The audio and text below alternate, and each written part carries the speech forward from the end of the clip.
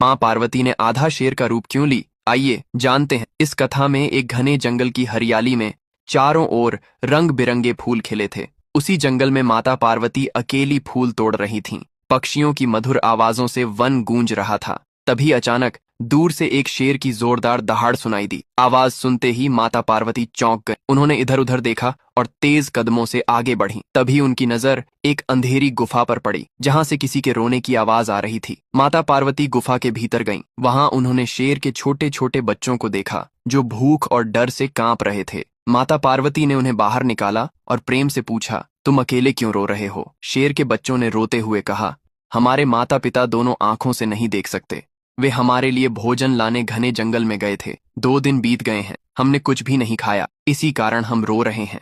माता पार्वती का हृदय भर आया। उन्होंने बच्चों के सिर पर हाथ फेरा और कहा, डरो मत, मैं तुम्हारे माता पिता को ढूंढ कर ले आऊंगी।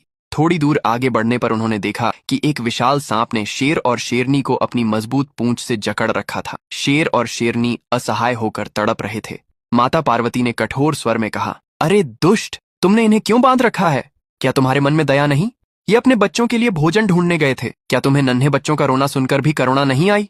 सांप जोर जोर से हंसने लगा और बोला, कमजोर जीवों को सताने में मुझे बहुत आनंद आता है। मैं इन्हें तड़पा तड़पा कर खाऊंगा। इतने में जंगल के और भी कई जानवर वहां इकट्ठा हो गए। सभी अपनी अपनी पीड़ा बताने लगे कि कैसे यह सांप उन्हें परेशान करता है और उनके बच्चों को छीन लेता है। यह सुनकर सांप और भी क्रोधित हो गया। वह फुफकारते हुए माता पार्वती के सामने आ खड़ा हुआ और बोला, चुपचाप यहाँ से चली जाओ, वरना परिणाम बुरा होगा। माता पार्वती ने शांत लेकिन दृढ़ स्वर में कहा, मैं तुम्हें अंतिम बार समझा रही हूँ, इन्हें छोड़ दो। ये देख नहीं सकते, तुमने उनकी विवशता का लाभ उठाया है। ये बहुत बड़ा अपराध है। सांप फिर से ठहाके लगाने लगा। उसी क्षण माता पार्वती का क्रोध प्रकट हुआ। उनका रूप बदल गया और वे एक विशाल तेजस्वी शेर बन गईं। उनकी आंखों से आग सी चमक निकलने लगी। शेर के रूप में माता पार्वती ने उस सांप को इतनी जोर से उठाकर फेंका कि वह बहुत दूर जा गिरा। दर्द से कराहता सांप तुरंत महादेव के पास पहुंचा। रोते हुए बोला, एक शेर ने मुझे इतनी दूर फेंक दिया है,